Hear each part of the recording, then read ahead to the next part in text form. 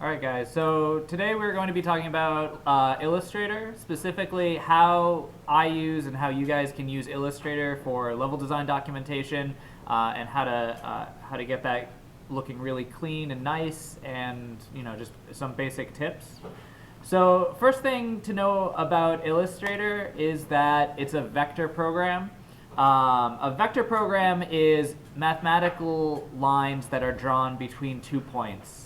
And one of the really nice things about vector programs is that because of this mathematical system, they are able to scale up and down to whatever sizes you want without losing visual fidelity. So stuff like Flash, how Flash kind of looks like Flash no matter what screen you're looking on. Whereas when we were going through the 8-bit, 16-bit generations, those are JPEG files, those are bitmaps, and those are pixel by pixel pieces of art. So Photoshop is the pixel version, and Illustrator is your vector art program. And vectors can be extremely helpful. But one of the first things to know is that when you're making anything in Illustrator, it's like using construction paper. When you're a kid, I don't know if you ever made like turkey hands or anything like that. But Illustrator is a series of images that are laid on top of each other to give the illusion that there is one image there. So anytime if you take a look at any Illustrator vector files, Illustrator, and you just take a look at any of the art that's done in it, it's mostly by layers and pieces of paper, much like you're cutting stuff out of construction paper. So if you keep that in mind when you're building your art and when you're building the stuff you want to build, it'll become much easier to understand and to figure out how to layer stuff on top of each other so that you get the effect that you want. All right, let's close that. All right, so first thing we want to do is before starting up your grid settings, you want to make a new file. You guys are going to be able to select from a couple different profiles. You've got print and web, also devices, video and film. I usually just grab a web one, and I increase the size to 1024 by 768. This is just my standard practice. If you are preparing these documentations for printing and for being in a document format, I would suggest going to the print setting and using a letter size so that you can print correctly. But you can always change these settings once you're inside your file. These are just this basic setup stuff. So I do 1024 by 768, and I hit OK. And I'm going to pretend I hit OK, but I actually got this file right here. And you should have some sort of artboard here that is in the same format. So now that you've got that, let's go into your grid settings. So one of the things that Illustrator can do is manage the grid settings. Mine are in preferences under Illustrator preferences. Actually, let's go to general first. What was that? I'm not sure, but you should find it under maybe like file preferences or edit preferences. Edit preferences? Yeah. Yeah, let's go into general. And just so you can see everything before you can look at stuff. But your general preferences are all of the stuff that you're going to use. I'd like to bring your attention to scale, stroke, and effects. We're going to be using that later. But we won't turn it on now, but just so you guys are aware that that's where that button is. So let's go to guides and grid. And what we want to do is we want to set up Illustrator so that it has some real life values. We can do pixels if you would like, or no, if you would like, you can do pixels, or points. What I'm going to do is centimeters. So in our guides and grid lines, we're going to have a grid line every 1 centimeter, and we're going to have 10 subdivisions, which means 0.1 centimeters per each subdivision.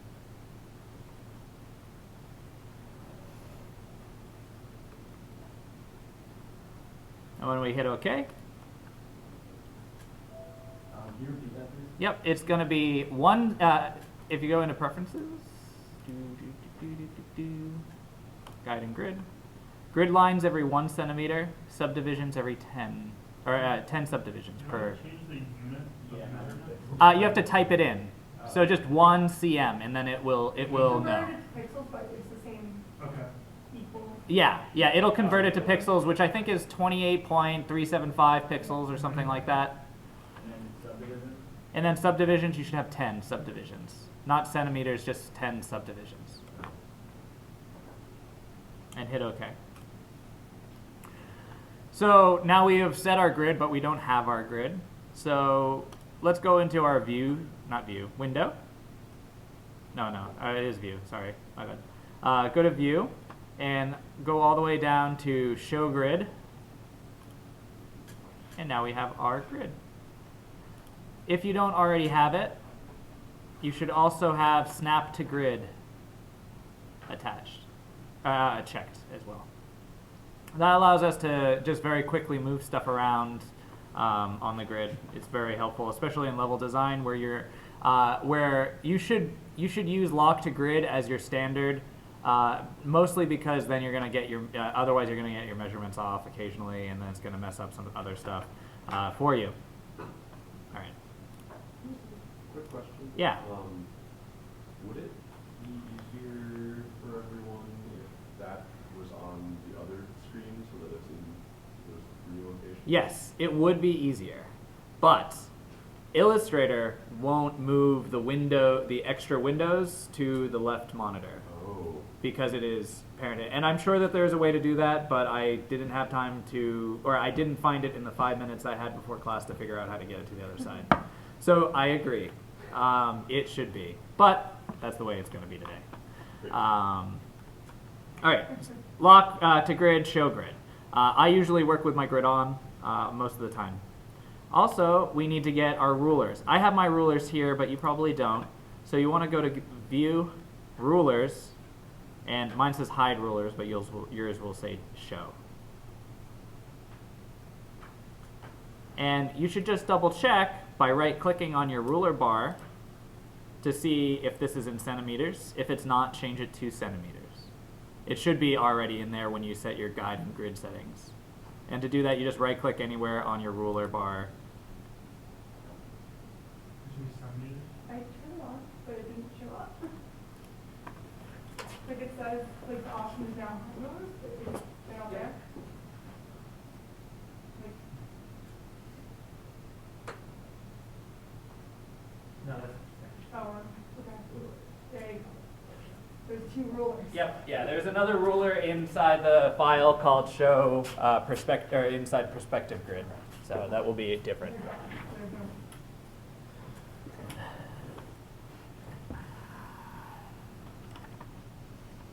All right.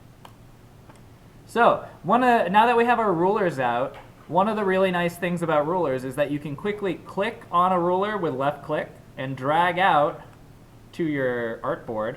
And you'll see that you have this vertical line if you grab the left one, or horizontal. And if I drag this to wherever I want it and let go, I will have a grid line here, a guideline, that will allow me to lay out what I want in the direction that I want it. And so that I can actually connect multiple things onto the same line. Yeah. Where did I get that from?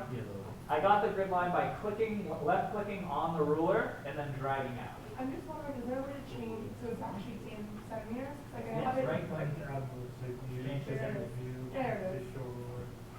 That's intuitive, you know. Should have thought of that problem. It's okay. That's why we're in class, asking questions. It's like you're basically pulling it from the side. Click from the side, ruler. Yeah, click drag.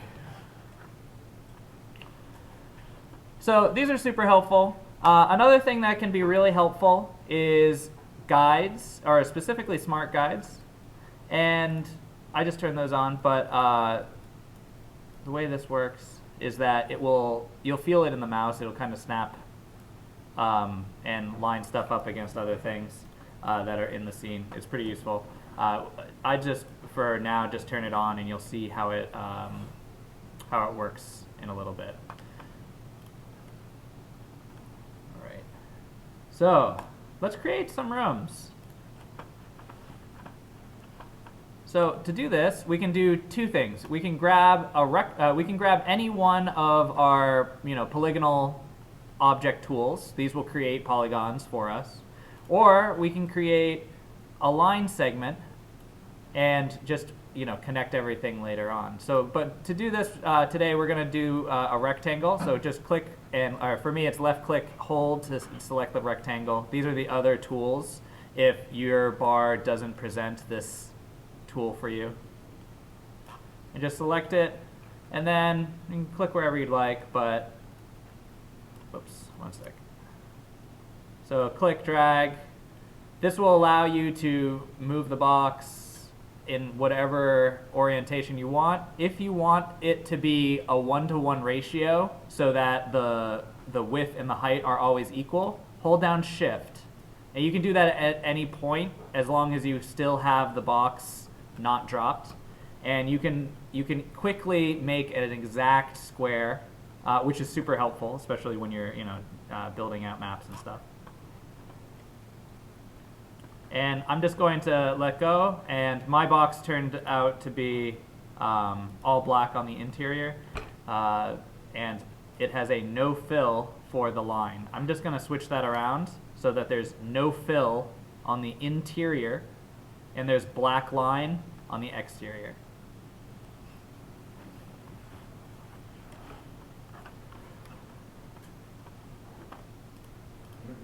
Yep. So I want from where? I don't know what the line and the fills. Okay. So whatever box that you have laid down, you're going to need to have a no fill, which is this down here on my on the bottom left. So to do it, select whatever. Click on the full box, and then click on this little red line that says none. That's down here on the left. Do you see it? Oh yeah. Okay. And then the black line is just black.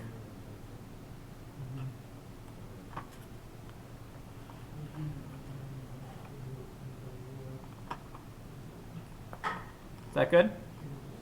You good? Okay, cool. All right, so congratulations, you have a room.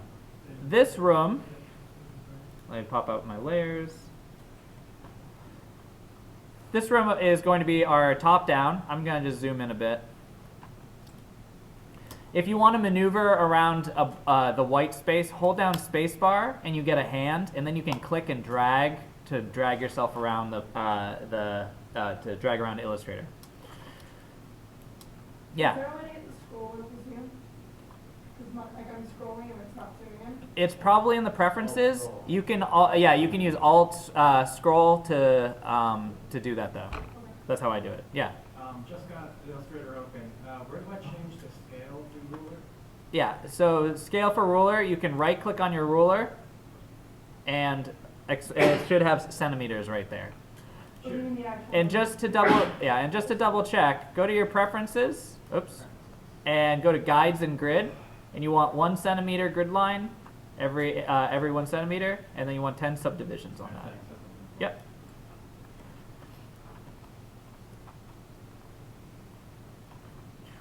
So if you notice, each one of these boxes, the darker boxes, that's a centimeter, and that's 0.1 centimeters. We don't have to be this granular. We could probably bust it out to something else, but this works pretty well for what I want. Anyway, so now that we have this box, I'll zoom in one more time. Now that we have this box, if we have the black arrow selected, the selection tool, we can click and drag this around. If I can click on the edge, there we go. And click and drag it around. We can scale it however we want. Go do undo. And then here's a couple tools for you. There's also transform, which I have to find because I always use Apple T, but object transform. You've got move, rotate, reflect, scale, shear. Also transform again if you're applying the same set of transformations to the same object. I usually just do Apple T. Oops. Oh, that's in Photoshop. Never mind. So I go here. That's where I go. On Photoshop, I use, or maybe it's Command T or something like that. Anyway, doesn't matter. Right click the box, you might be able to do it too.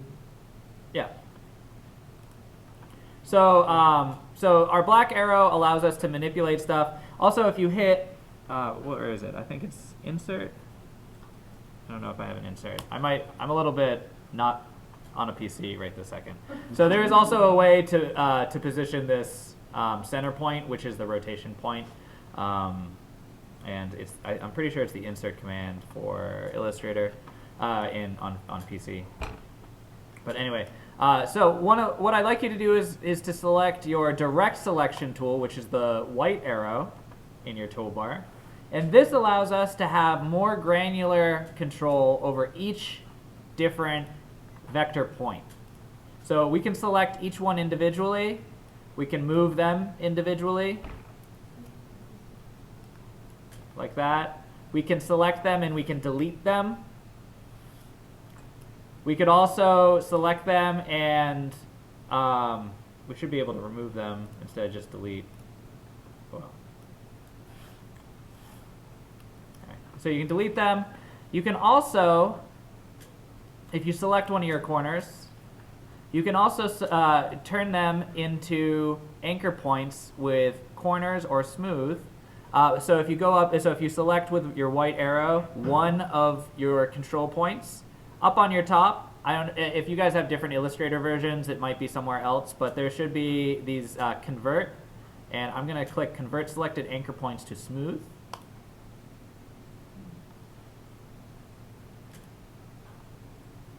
Oh, and I'm jumping ahead of myself a little bit, but these bars here allow me to control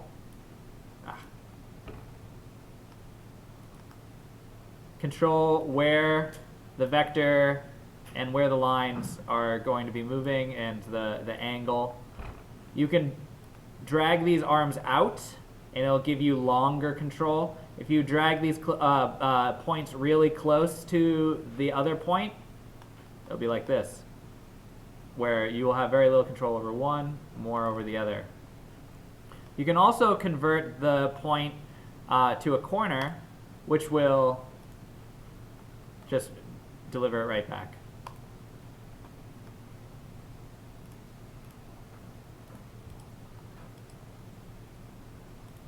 So very useful for drawing different stuff. All right.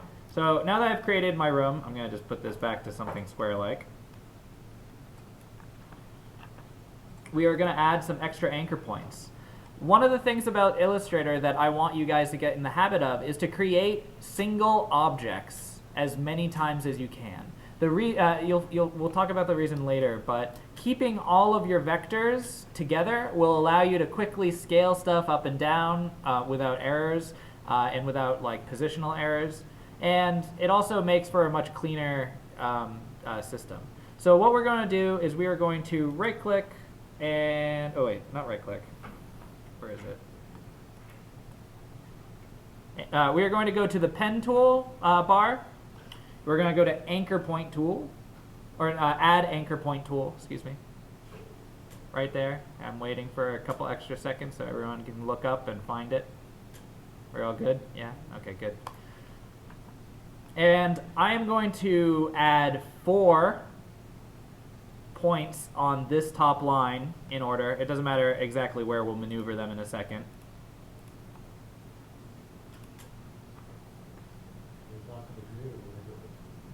As long as you click on the line, you will add it to wherever it's at. And it should lock to grid, but if it's not, that's bad. And now I've got these 4 extra anchor points. I can do whatever I want with these, of course. I could convert them to curves, and I could mess around with this. Like I could create a door frame image or something like that. But what I want to do is I just want to line out my room. I want to add a wing. I'm going to add a wing to my library. And this looks like it's still on a sphere, circle, or a curve, excuse me. So I deleted that. So now I added 4 anchor points, 2 for the external corners, 2 for the internal corners, and I just maneuvered them out so that it looks like a room.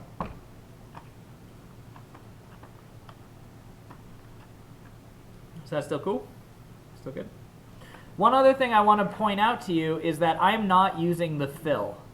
I rarely, and this is something that that we can control a little bit better now, but a long time ago, Illustrator had a little bit of difficulty scaling stuff up and down. So we usually only worked in either the stroke or the fill. And I'd like you to continue using that habit today. So that way we can draw on top and behind of stuff. We can just and just use what we need. Joining 2 points. So let's say that I really ended up not really wanting this wall. I might select these two by holding down the Shift key and press delete. And that will create an empty area. Doing okay? Yeah? Yeah. Okay, cool. So now that we have this gap, we have these two hanging points, hanging vector points. So we can select these two, and we can right click, and we can hit join, and it will join the line back together. That way we can repair any of the damage that we've done for stuff we don't actually want.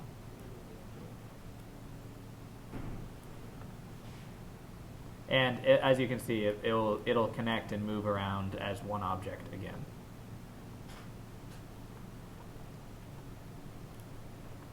Adjusting curves we talked about. All right, keep your pieces together as much as you can. That's all I have to say about that. I already talked about that. All right, so now we have our little room. We can also do something, we can use symbols. Symbols are a really powerful tool that will allow us to quickly create an original image and then add it. Oops, let's see, new symbol. Sorry, I didn't direct you guys. So if you go to your right-hand side, there's the symbols bar, which should look like a club, the playing card kind. And then I have with this selected,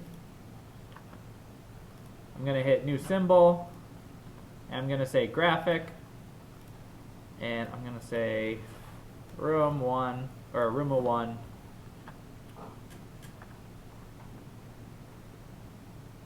And I'm going to hit OK. Now, I have this room, which I can drag out as many times as I want in any place that I want. One extra benefit, and let's see if this will do this right away, is that you can edit your symbol, and it will change that symbol reference for everything, which is very valuable, especially if you're doing documentation, like a lot of documentation. So if you notice, we'll add on, let's add on like another couple anchor points maybe. What was that? Oh, just talking, okay. So if we take some anchor points,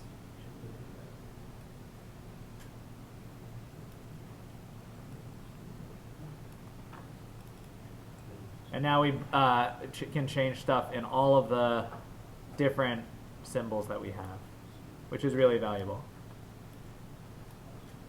Maybe please use the add anchor point tool on segment of a path.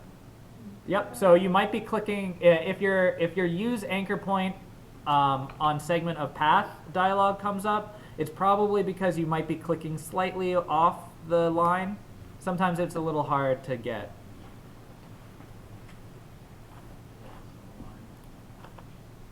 So and just so you know, it's the point of the tip of the pen. Do you have to Oh, hey, I got that too. What was that? You have to double click on the symbol first? Yes, yeah, so that would be the other thing. You have to be editing the symbol. There you go. Yeah, see, if I do it, if I click off the side, it'll happen to me too.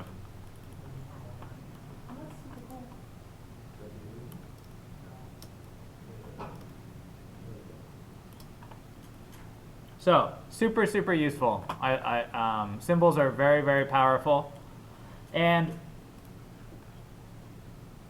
what I usually do is I create, yeah, what you, so to update the symbol, I created the symbol, right? And I have the symbol up here. I dragged a couple more of them out. And then to update it, I just double click, and then it pops this dialog up and says, hey, you're about to edit this. Do you want to continue? I said yes.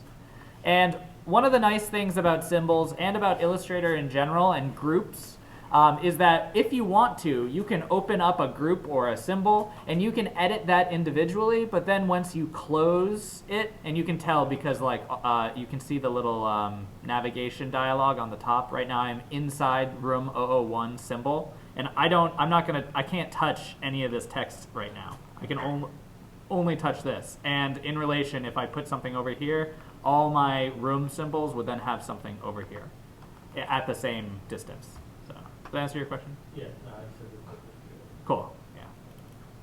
So what I do with this is I usually create a repertoire of gameplay elements, or in your guys' case, you're going to create a set of scale objects, things that you want in your world and how you've set the scale to them.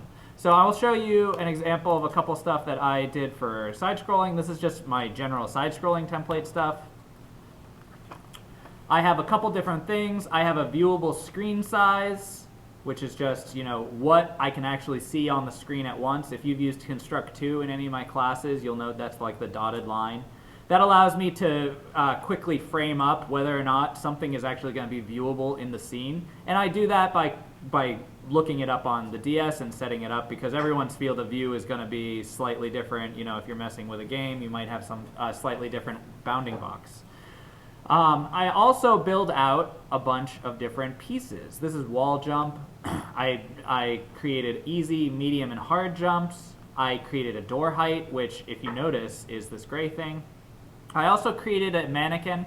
I do a lot of superhero games, so I made a superhero mannequin, but you guys can do, you know, use a stick figure or whatever you want. But this character represents my character's game height.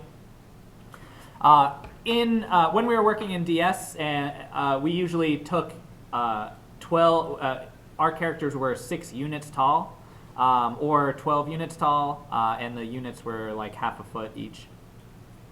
You guys are working in centimeters, so that won't be applicable, but the same idea matters, right? Like if you guys are making a 3D game, or if you're making a 3D world, your character, the scale of your player, matters for the world around it. If the player is bigger than the doors, then the player is going to feel small inside of the world, or not, like they don't fit in, right? Because you know, like giants walking through this room would have to dip underneath all the doors because they're made for hobbits, right? So your environment and your architecture represent your world in a lot of ways that's kind of, you know, not obvious.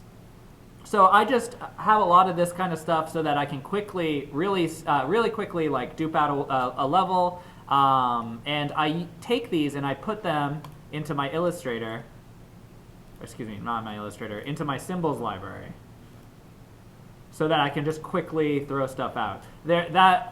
These pictures, these are very basic, like just a couple of examples. You might have 50 or 60 symbols by the end of a game design documentation phase. So when you guys are going to be creating your maps, you will want to place characters down. You'll probably be doing top-down, so you might just need to know what the size of the character is in correlation with everything else.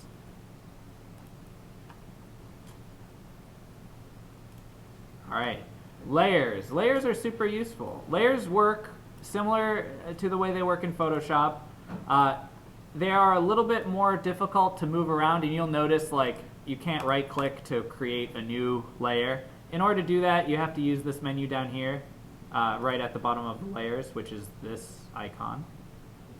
So if you want to make a new layer, you have to hit the new layer button. And, whoa, something's chugging. And if you want to delete it, you have to hit the trash can. Layers are really useful. You can set them up like this, and then also they all have drop downs, so that you can have sublayers. This is one of several ways you're going to want to organize all of your work in your groups. I assume you understand what layers are.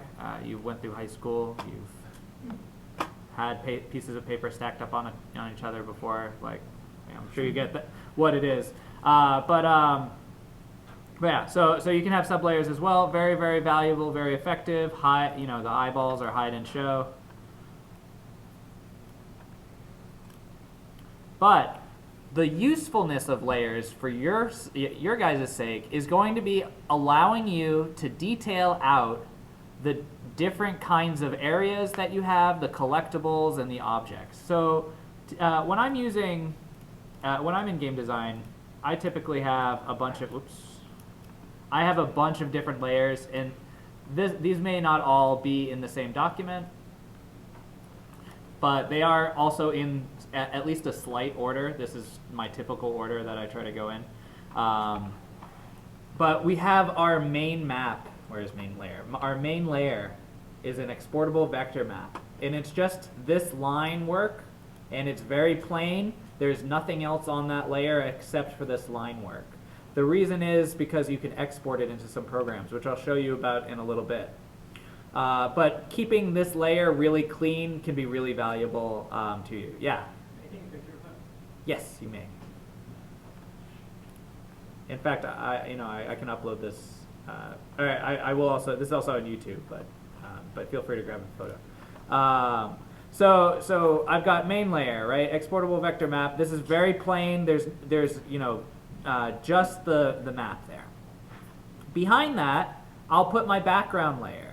So I will actually, I will have another object here, and I've made this into a symbol, but I'm going to just dupe it. And I'm going to right-click, and I'm going to say break link to symbol. And I'm going to just reverse the colors, and I'm going to make it not black, but dark, like a dark gray. And I'm going to place this right underneath my room. And I'm going to actually have to make a new layer for that. Ooh, these are both.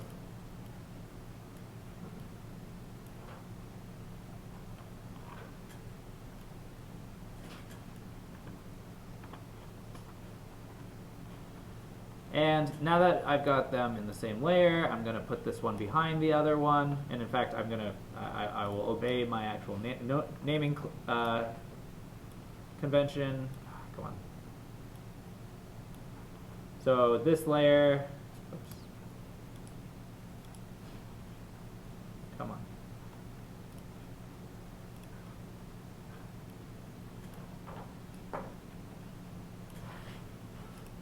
We will call background.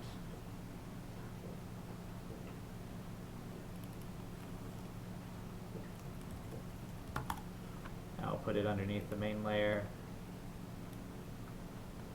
And this is something I usually do right at the end of production. Like I put backings in and stuff like that. So work on your main level as long as you can before cementing in stuff.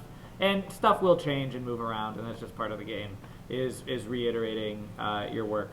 But so I'll take this as a background. That way I can have a nice fill. I can also denote layer, what height everything is at. The way I do that is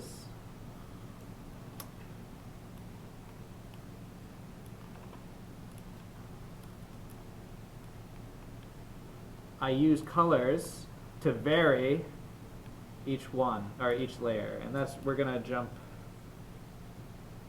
We're not gonna. Yeah, we're gonna jump down.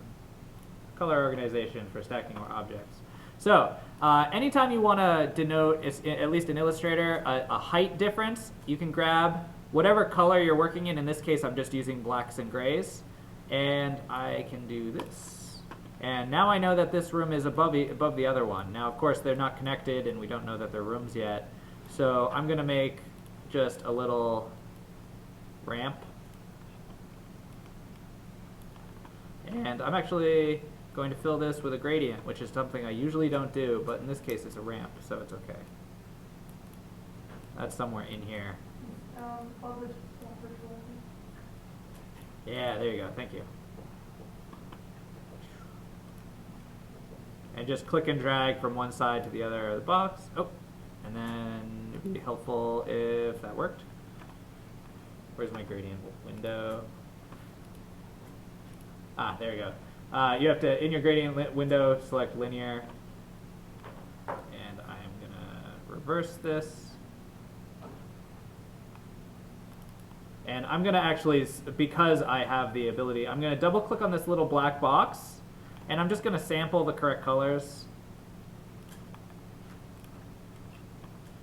Oops. Never mind. I have to read what the color is first.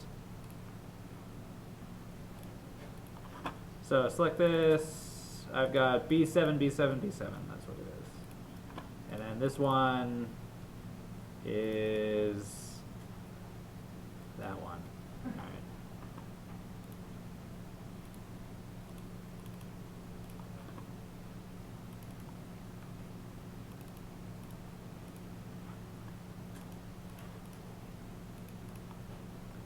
Oh, come on.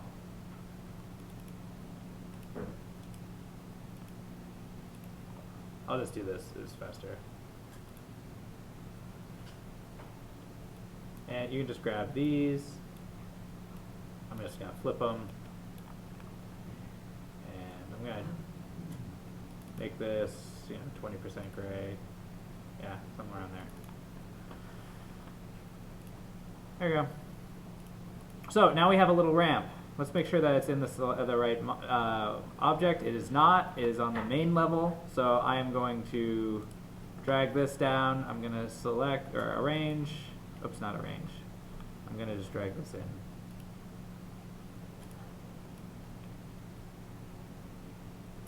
Going to put that in the background. And I also haven't actually created any line work for that yet. And this is where it gets a little tricky. So yeah, so one of the things I told you was keep all your line work together. The second thing I said was use symbols as often as possible. A lot of times you can drag out symbols and do what you want to do, and then what you can do is you can break your symbol, break link to symbol, and in that way we can merge them together. Whoa, there we go.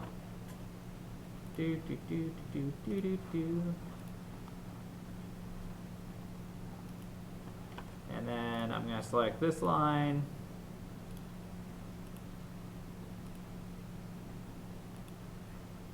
Oops, not that one. That's still a symbol. There we go. Yeah, no, it's not still a symbol. It was like I wasn't clicking on the line. So now that I've had those, I'm going to select the line.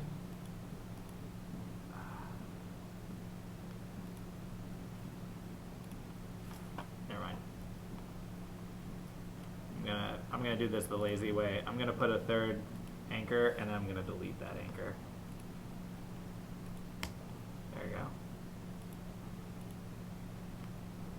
Anchor point tools.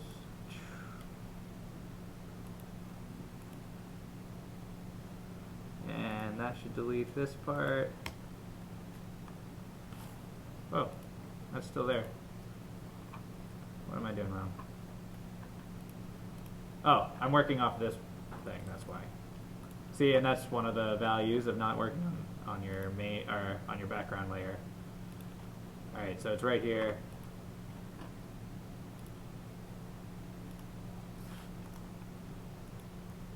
I'm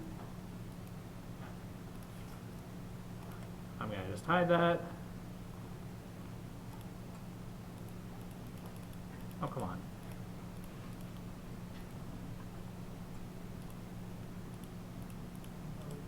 Is this still a symbol? Oh, okay. I already broke the link to the symbol, but apparently it wasn't breaking. This one's already broken. Good.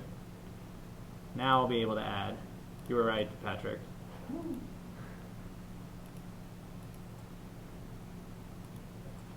And like I said, I'm going to do a little bit of a lazy trick here, and I'm just going to stick those two in the middle, and then delete them, and then select these two and hit join. Aha.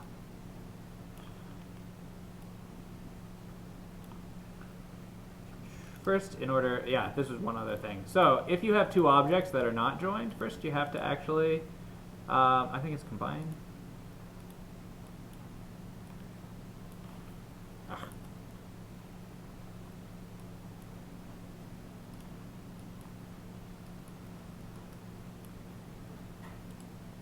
Let's see what the thing said, just because.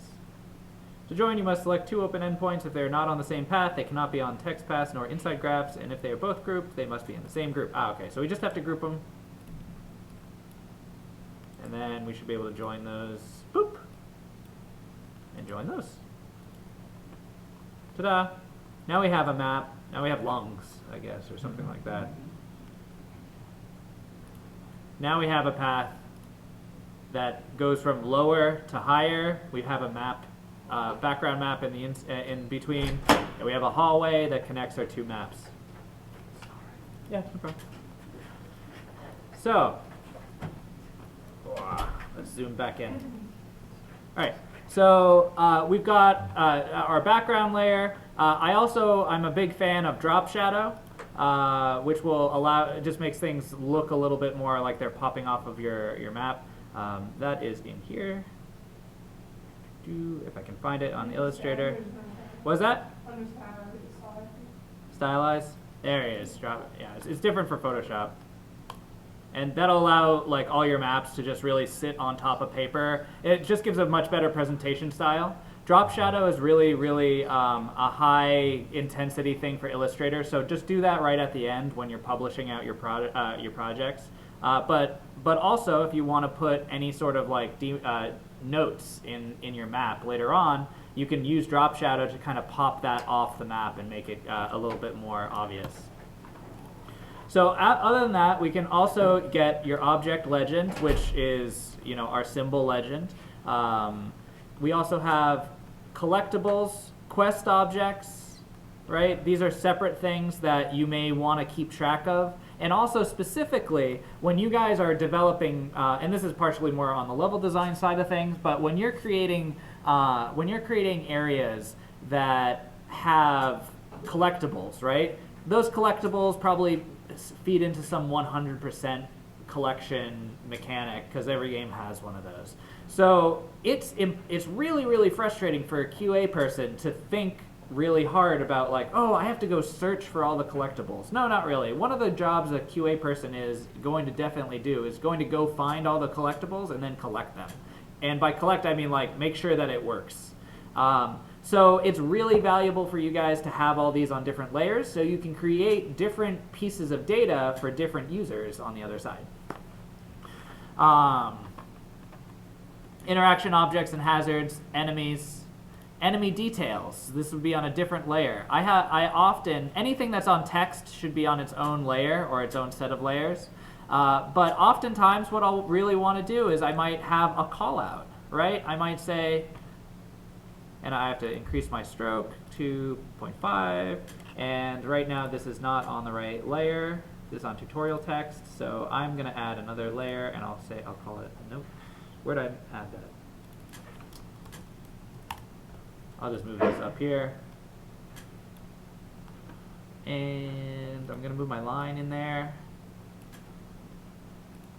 That way I know. And let's just put a little bit of data.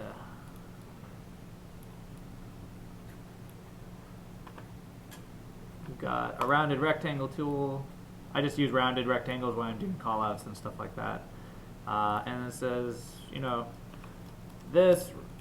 this room has a boss, or it is higher than the other.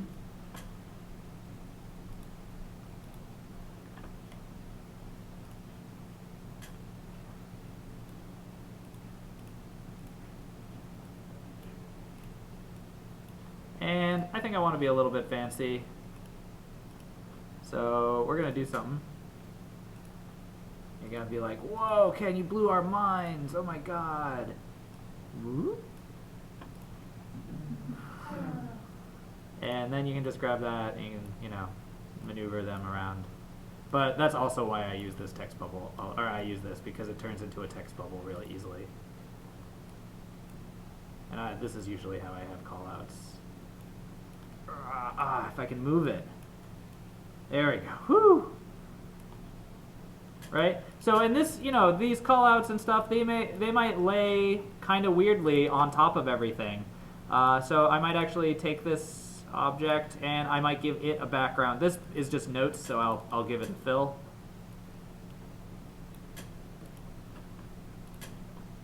And maybe because it's a callout, I will give it a color. I like this gold color. This will be my like callout color or whatever. Right? And I'm gonna put a thing around it as well. There you go. That way it sits nicely. And now I can totally erase it, right?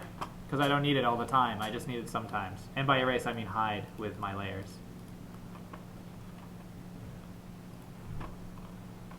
All right.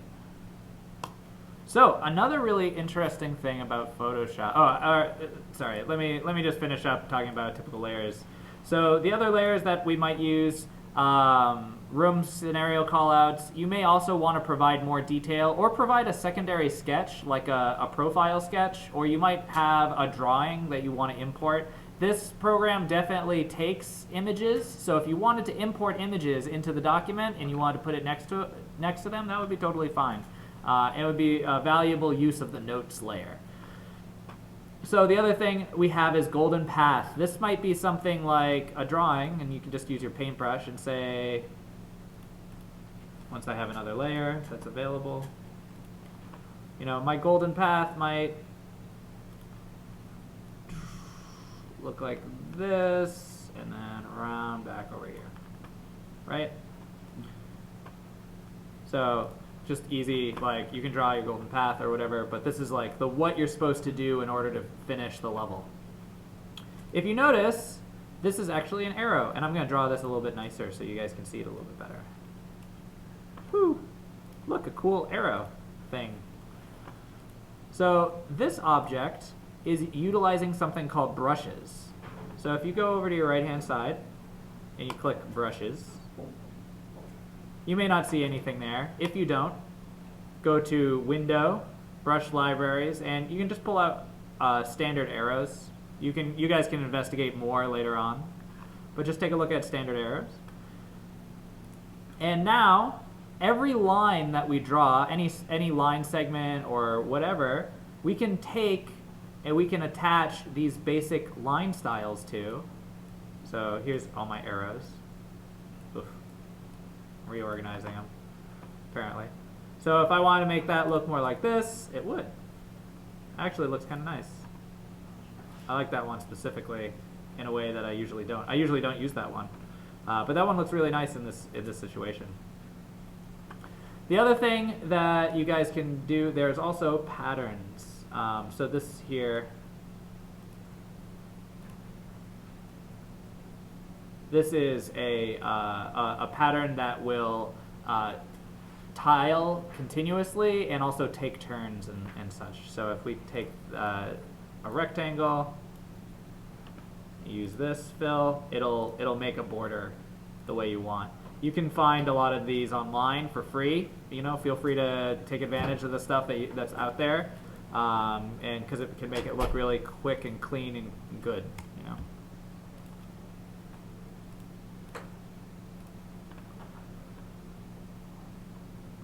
All right. So brushes, pretty straightforward, I think.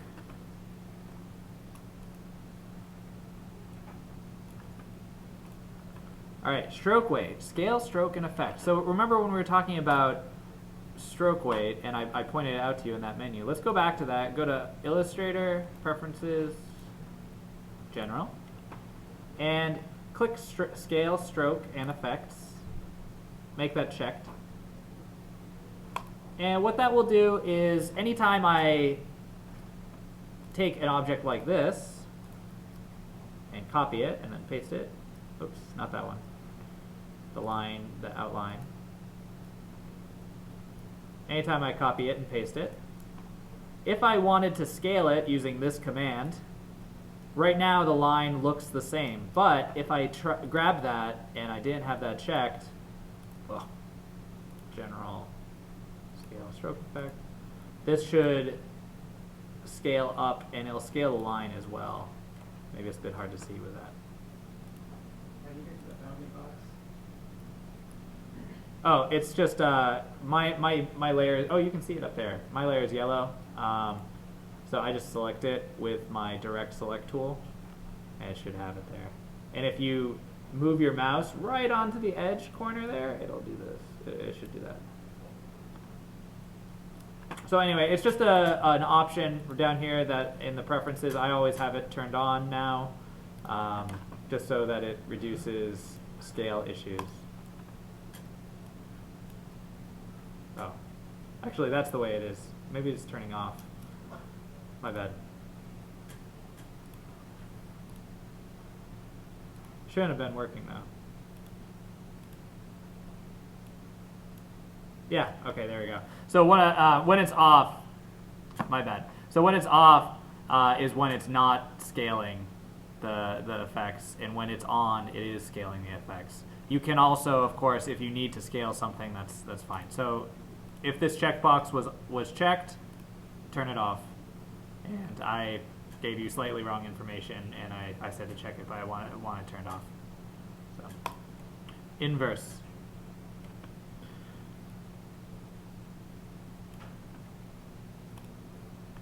All right.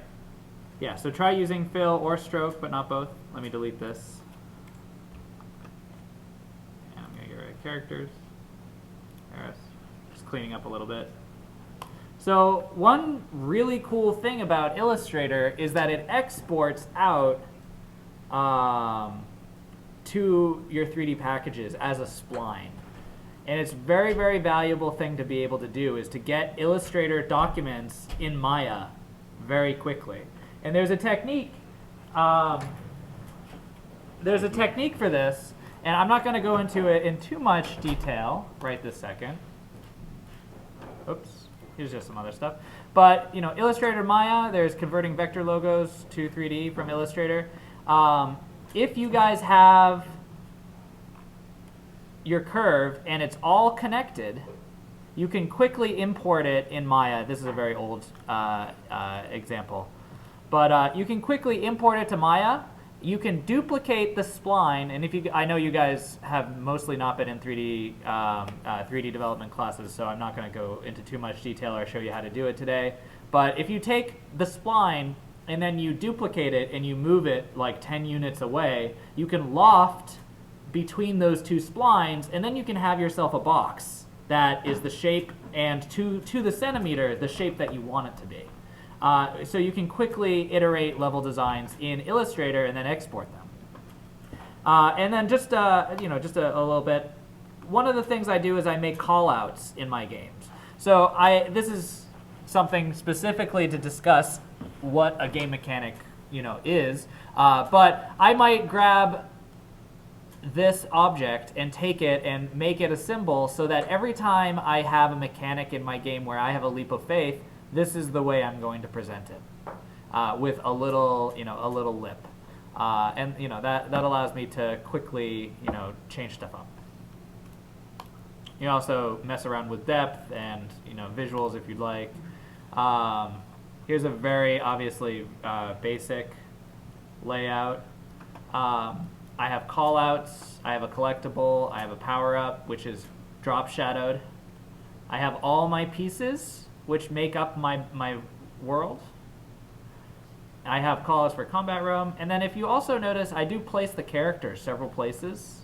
So this is something I typically do just so I know what's happening. Also, so it's kind of like a little storytelling thing, or like one of those old books where it showed you how to get through levels, like you had a character every little bit.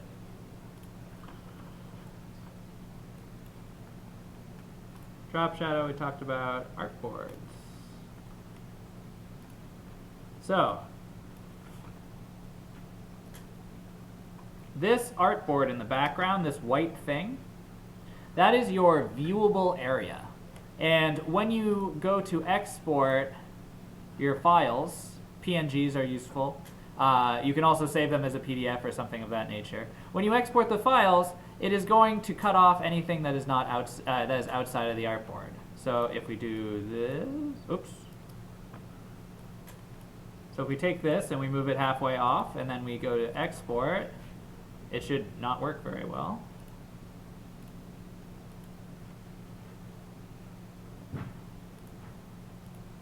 It looks like it's actually going to save it for me. It might be something that old Illustrator did that new Illustrator does not. Yeah. Do you need to select each artboard? I would have thought that that was one of the options I blew through. Yeah? Okay, well that was why. Export. Use artboards. Yes, thank you. So yeah, so you can turn the artbars off, but this is allows you to restrict everything. There you go. There's the cutoff. So that can be very valuable or not. The other aspect to using those artboards also is that each item that you have, if you're using the artboard, will be a standard size. So if you export something and it's up in the top left corner, and then you have another piece over here and it's in the center, you could export them all out as individual items. Or you can use the artboard, and then you can have a standard size for every single image you have. And that can be really valuable if you combine it with a branding frame. So a branding frame is just a little bit of logo design, and I won't go into too much work, but it is your company or your name, so Ken Bowen. And that's a little small. I'll pump it up.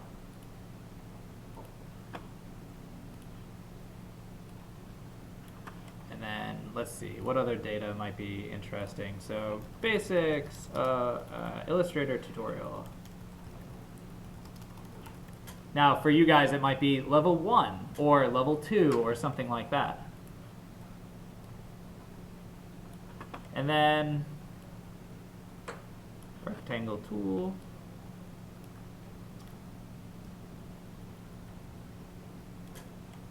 Make this white, and then make it gray. Oops, I'm gonna make it a little cooler. It's gonna have yeah. That's how you know it's cool. It's got a slant on it.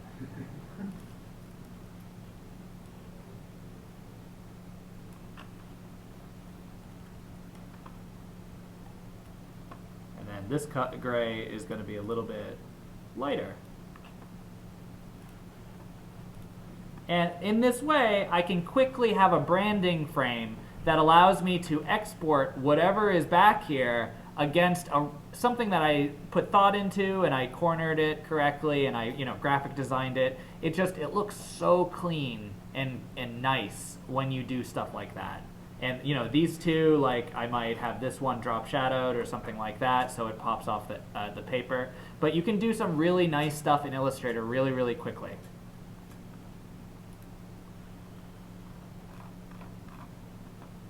Typical layers. All right. Questions? Yeah. This is going back a bit, but yeah. You were talking about using strokes separately from using fills. Yes. Yeah, so use either stroke or fill. Don't use both. Are you going to ask why? Yes. The reason why is twofold. One is because it's an old hand-me-down from when that was a bigger issue and there wasn't a checkbox that allowed you to scale stuff. So part of it's that. The other part of it is that if you're working in a grid, the stroke weight will actually be half and half on one side and the other of a room. So it will look visually different, and I'll show you. If I grab this and I increase my stroke weight to something bad, but let's say that you ran into something where you did this. Now my stroke weight is very, very thick, and it's actually limiting my space on the interior. So I usually grab my stroke weight, I make it as small as possible, and I just stay that way so that it's visible, like something in the 1 to 6 centimeter range, 0.06 centimeter range. But if I have something, if I have really large lines, it can sometimes mess up what you're not expecting to mess up. Does that make sense? It makes sense, but not in terms of why that means you should not use lines and strokes together. I mean, Well, if you're representing a map, which is supposed to represent something in the world, you would want to make sure that it looked like the thing that was in the game, right? And to do that, and that's partially like your eye. So like your eye will say, oh, this room is going to feel like this. It's going to feel big or small. But if your stroke lines, if you're using stroke lines, and you're using a fill, then you might have some issues with figuring out exactly what size everything is, just looking at it. And then other people will also look at your documentation and then be like, that room's supposed to be smaller. Why is it so big in the game? Or whatever. It's something that happens less now, but it's still something that I suggest that everyone does. So like for the purposes of being able to like say hide the lines so that you can see what size the rooms actually are without yeah. So if you notice, like I have my line work, right? And then in the background, I have my background pieces. My background pieces, if I hide my main level, are just, chunks, right? So you could design a level completely looking like this without edge lines if you wanted to.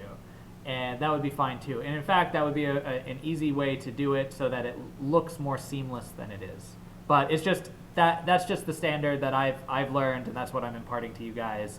And I've used it I've done it that way for so long that there was probably a better answer at one point, and like a serious issue that you come across that I can't remember. But yeah, so that's why we do that. So. Other questions? Yeah. What if you want to add color to your level doc? If you want to add color to the level doc, use the backgrounds to make color happen. I'm using a grayscale, but you could feel free to use, like this, like blue is for safe areas and red is for dangerous areas, and you can use shades of red and shades of green, or whatever. The way to figure this out, or the way to do this so that you always get like kind of the same set of colors, is just select wherever you're at on your hue. So maybe I want blue. And then this is a saturation, right? So really, really blue, or kind of like a pastel blue.